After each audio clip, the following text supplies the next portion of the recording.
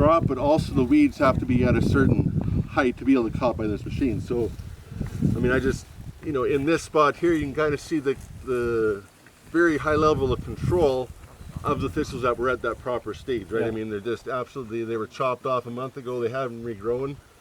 The ones that are taller and are just producing buds, they would have been just, you know, just a hair short and gone under the machine at that time. Yeah. Working with the people from Combcut, they were over in June at July at this time, and they're doing more and more kind of 2 applications with this machine using tram lines and GPS, and really getting effectively 100% control as it goes through the growing season. So yeah, I mean, I'd you know, invite you as you're out here just to kind of take a look at the damage that would have been done, you know, 3, 4 weeks ago. And then why is there some difference in growing? Well, that's because they weren't quite tall enough. And I mean, as most of you guys probably know, I mean, your thistle plants can grow fairly rapidly. It's kind of a fun one, right? Yeah, so, that's right. And again, you know, the stand of durum gets better as you move a little farther south here. So it probably gives a bit more realistic picture as to, you know, instead of a year being 3 times the moisture, you know what? Not a good day to be wearing shorts. Especially when you walk through a thistle patch. Tough like an old horse. It all depends on the minute. Why didn't they tell me this earlier, right? So I mean, your tallest weed probably was about that high.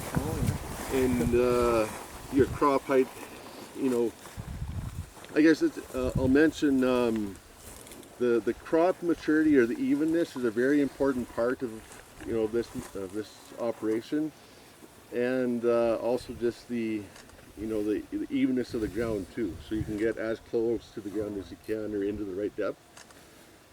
So it would have been anywhere from 6 to 3 inches of thistle actually being chopped off, and the crop going through unscathed. So.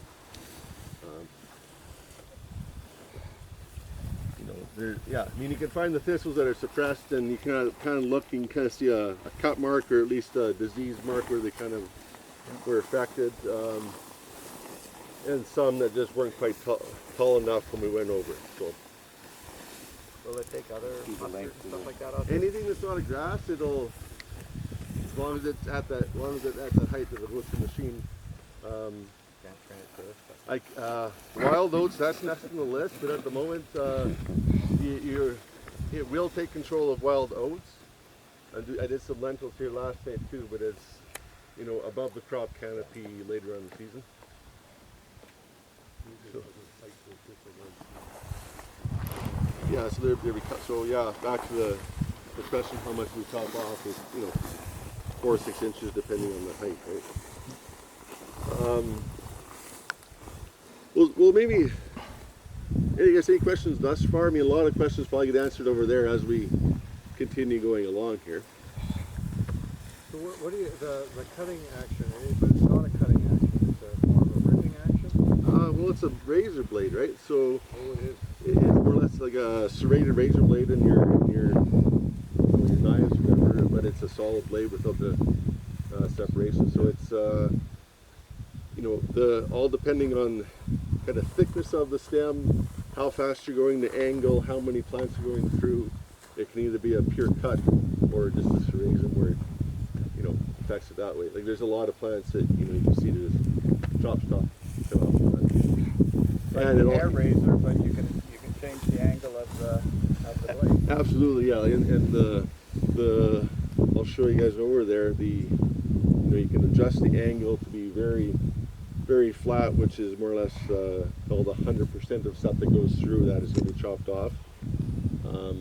But you start to get your crop, your cereal crop, getting chopped off as well. So you want to have the kind of the blades opened up enough to allow the grassy weeds to come through, but your broadleaf weeds are taken care of. So yeah, we may as well go back over to actually look at the machine.